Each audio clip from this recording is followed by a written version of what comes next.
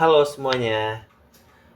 Coba deh, kalau kalian dengar kata keamanan internasional atau security, hal apa yang pertama kali muncul di kepala kalian? Pasti perang, militer, tank, atau mungkin nuklir. Iya nggak? Nah, itu nggak salah. Tapi, di tahun 2025 ini, apakah ancaman buat hidup kita itu cuma sebatas itu aja? Perang dan nuklir sebagai macam. Gimana dengan krisis ekonomi? Atau perubahan iklim yang bikin banjir di mana-mana itu? Apakah itu bukan ancaman keamanan? Nah, di video kali ini kita bakal bedah satu teori keren namanya Copenhagen School. Kita bakal lihat kenapa teori ini jauh lebih relate dan lebih jago ngejelasin dunia kita sekarang dibanding teori-teori lama kayak English School atau teori abstrak kayak konstruktivisme. Siap? Yuk kita lock in. Oke, pertama kita bahas dulu si pemain lama, yaitu English School.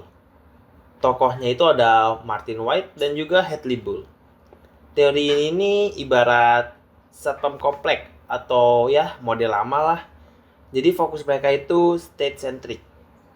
Artinya bagi mereka yang namanya keamanan itu ya cuma urusan negara lawan negara. Urusannya militer, kedaulatan, dan juga perbatasan. Masalahnya apa? Masalahnya dunia sekarang itu udah berubah, bro. Kalau kita cuma pakai kacamata English School, kita tuh jadi buta sama ancaman-ancaman lain. Bayangin, negara kamu aman dari serangan militer, akan tetapi ekonominya hancur lebur, atau warganya ribut sendiri karena adanya isu identitas. English School tuh bakal bingung ngejelasin itu, karena bagi mereka itu bukan high politics. Nah, disinilah teori ini mulai terasa usang atau outdated. Nah, masuklah pahlawan kita hari ini, Copenhagen School, dengan tokohnya yaitu Barry Buzen. CS nih datang dan bilang, keamanan tuh nggak sesempit itu loh. Di sini mereka ngenalin konsep yang namanya widening atau pelebaran. CS sendiri bilang, keamanan itu ada di 5 sektor. Nah, coba perhatiin ini, karena ini relevan banget sama hidup kalian. Yang pertama, militer. Oke, ini standar lah, karena ini ada perang dan sebagainya macam. Kedua, politik. Di sini letak kestabilan pemerintahan. Yang ketiga, ekonomi. Krisis keuangan juga bisa bikin negara runtuh loh. Yang keempat, societal atau masyarakat. Ini soal identitas, agama, budaya. Jadi, kalau ini diganggu, orang bisa ada yang namanya perang saudara. Yang terakhir, lingkungan. Contohnya adalah bencana alam dan juga perubahan iklim. Kenapa? Apa ini lebih bagus? Karena teori ini jujur. Dia itu memotret dunia apa adanya. Dia nggak maksa kita cuma fokus ke militer, tapi ngajak kita juga untuk sadar kalau dompet kosong dan hutan gundul itu juga bisa jadi isu keamanan nasional loh. Oke, sekarang pertanyaan kritisnya. Terus, gimana kita nentuin mana yang bahaya, mana yang enggak? Di sini CS debat sama teori konstruktivisme. Konstruktivisme bilang, ancaman itu hasil konstruksi sosial. Oke, bener sih. Tapi itu tuh abstrak banget. Kurang jelas cara kerjanya gimana. Nah, Copenhagen School ini ngasih kita sebuah alat yang konkret. Namanya securitization. Konsepnya itu simple banget, tapi genius. Yaitu sesuatu yang belum menjadi masalah keamanan sampai ada tokoh penting atau securitizing actor yang ngomong atau melakukan speech act.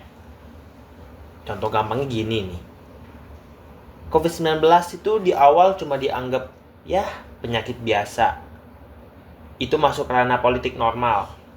Tapi Begitu presiden ngomong, ini darurat nasional, kita harus lockdown, kita harus geser anggaran, dan boom, saat itulah COVID berubah status dari masalah kesehatan menjadi masalah keamanan. Jadi, CS ini lebih unggul dari konstruktivisme karena CS ngasih tahu kita gimana step by step sebuah isu biasa yang naik pangkat jadi isu keamanan darurat lewat ucapan seorang tokoh. Jadi, teman-teman, kenapa Copenhagen School ini powerful banget? Karena dia ini luas, nggak kaku, nggak cuma bahas militer, tapi juga sadar akan isu ekonomi dan juga lingkungan. Yang kedua, karena dia praktis. Dengan security season-nya, kita bisa lihat jelas kapan dan siapa yang bikin suatu itu dari awalnya biasa menjadi isu gawat darurat.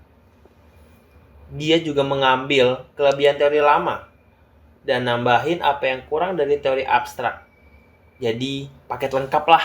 Sekian penjelasan tentang kenapa Copenhagen School itu sebuah teori kuda hitam yang sebenarnya juara di studi keamanan modern.